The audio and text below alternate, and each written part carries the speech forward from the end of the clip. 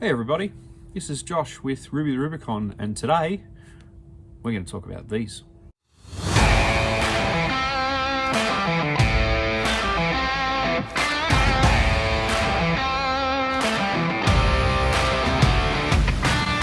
Please like, subscribe and share this video. Hey everybody, Josh here with Rubi the Rubicon, and today we're going to talk about my spotlights. I have a few controversial things to say about spotlights. I'm sure the manufacturers of lights will actually appreciate what I have to say, as mostly I agree with them. First question is, what are they?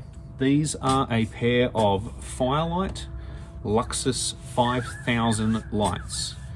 Now these are an Australian manufactured product. They are a halogen light, 150 watts per light, 5,000 lumens per light. So there's 10,000 lumens sitting on the front of the vehicle here. Now, why did I choose to go with halogen? They do draw a lot of power. The biggest reason I think most people go for LEDs is that they're lightweight, they're compact, they're slim, they don't draw a lot of power. But I'm personally not a fan of LED lights at all. I don't like the color output that they emit. You can get slightly different colored LED lights. You can get lights that are lower down in the spectrum, and you can get lights that are higher up in the spectrum. So you can get lights that are more yellow, or you can get lights that are more blue, or you can get lights that are somewhere in the middle. But they're never quite the same as a halogen light. Now, I've had lots of different lights on lots of different vehicles throughout my time. I've had blue HIDs, I've had brown HIDs, I've had HIDs that sit in the middle. And ultimately, nothing beats a quality halogen light. I've had these lights now for 7 years. So this is the second vehicle that I've had them on. I've had pretty good things to say about them, to be honest. They're very, very robust. They are so robust that when I hit a kangaroo with them in my previous vehicle, these pivoted back, hit the bonnet, damaged the bonnet, and the lights were unharmed. I had a tiny little hairline crack in one of the Perspex covers because I've had these pretty much since FYRLYT released them. So I've had these for quite a while now. When it happened, I sent FYRLYT some photos of what had happened and the damage, and FYRLYT sent me out 2 replacement glass lenses to replace the Perspex one that had cracked, free of charge. The reflectors were fine. One of the globes was fine. The other globe I thought was fine, but as it turned out, the impact was so hard that the filament in the globe bent. But it didn't break, which meant the lights still worked. That was pretty impressive, I thought, but the lights kept working. When I eventually retired that vehicle, I did decide it was time for me to replace these lights. In between when I cracked the lens on one of the globes, one of the lights, and getting the new lenses that I got, unfortunately FYRLYT had a manufacturing defect at one point, and the glue that was holding the glass to the plastic locking ring that the lenses lock in on degraded, and the glasses fell out. Once again, contacted FYRLYT support, and 2 days later I had 2 new sets of glasses at no cost to me. Now, they didn't have to replace these free of charge when I hit the kangaroo, but they did. That's really cool. You find me another company that'll do that, and I'll be all ears. When it happened, when the lenses fell off because of the manufacturing defect, I did get some moisture in the lights. Now, I did clean the reflectors at the time, but I think I cleaned them incorrectly, and when I took them off my previous vehicle and we got the Jeep Gladiator, I ordered 2 new sets of reflectors and 2 new cable harnesses, because the cable harnesses had been modified to suit my other vehicle. They didn't fit this one. So that's the next thing. These things are fully serviceable. You can pull them apart, you can replace the globe holders, you can replace the ceramic piece at the bottom of the globes. The globes are an off-the-shelf item. FYRLYT keep everything in stock. If you need parts for these things, you ring them up and say, hey, I just need some parts, and they are quite cheap. So when I put them on the Gladiator, I overhauled them.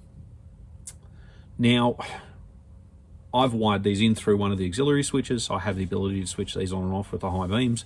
I'm not going to take you through how I installed them. It's not relevant to the video. I really, really do like these lights. I've had them, as I said, for 7 years. In that time, the only thing really that's degraded is the plastic around them is not quite as black as it used to be.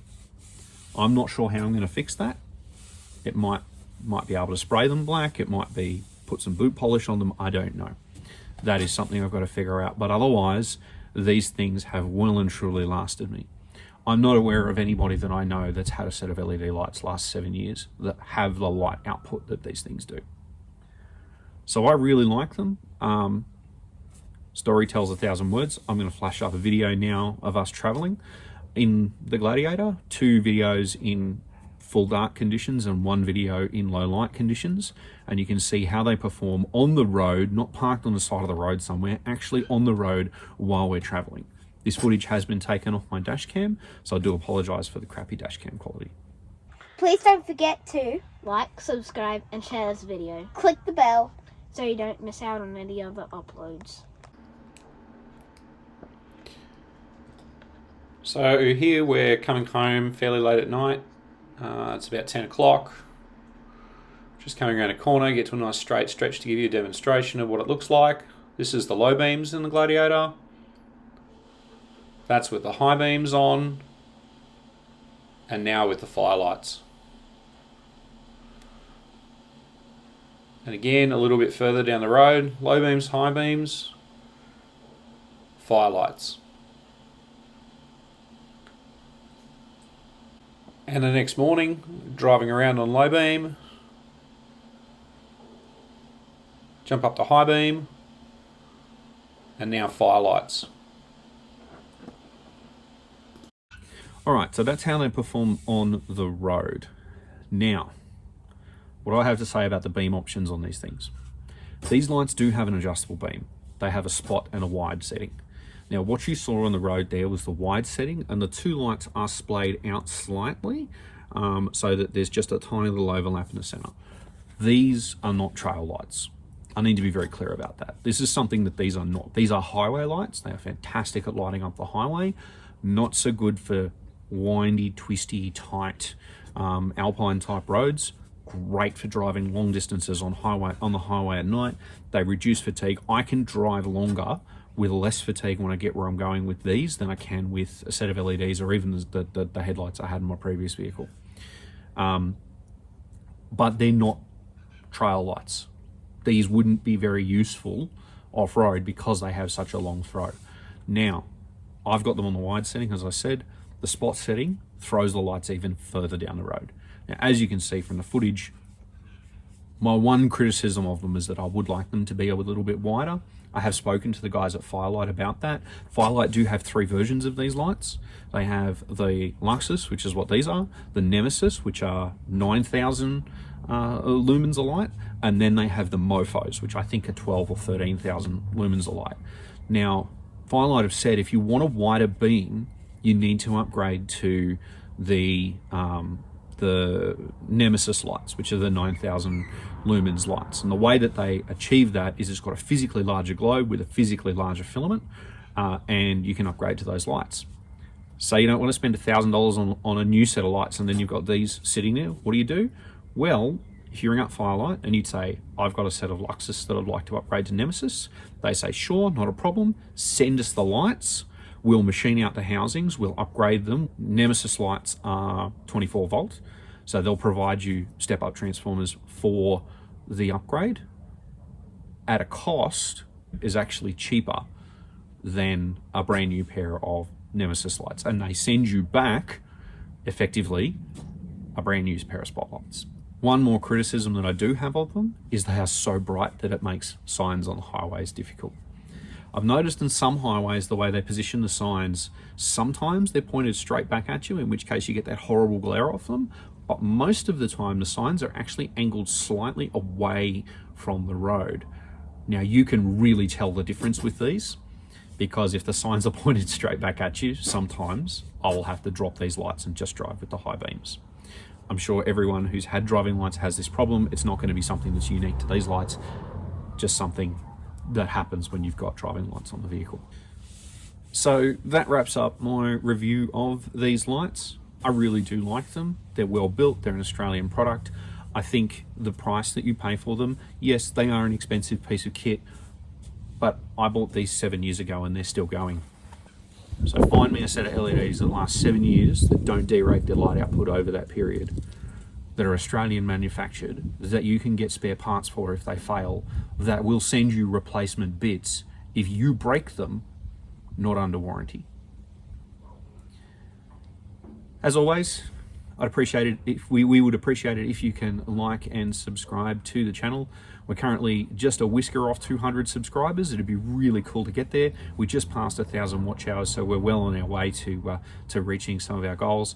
Once we hit 200 subscribers, we will be making a push for 500. Once we get to 500, we can do a few more things with you. Like we can do a couple more things with the videos.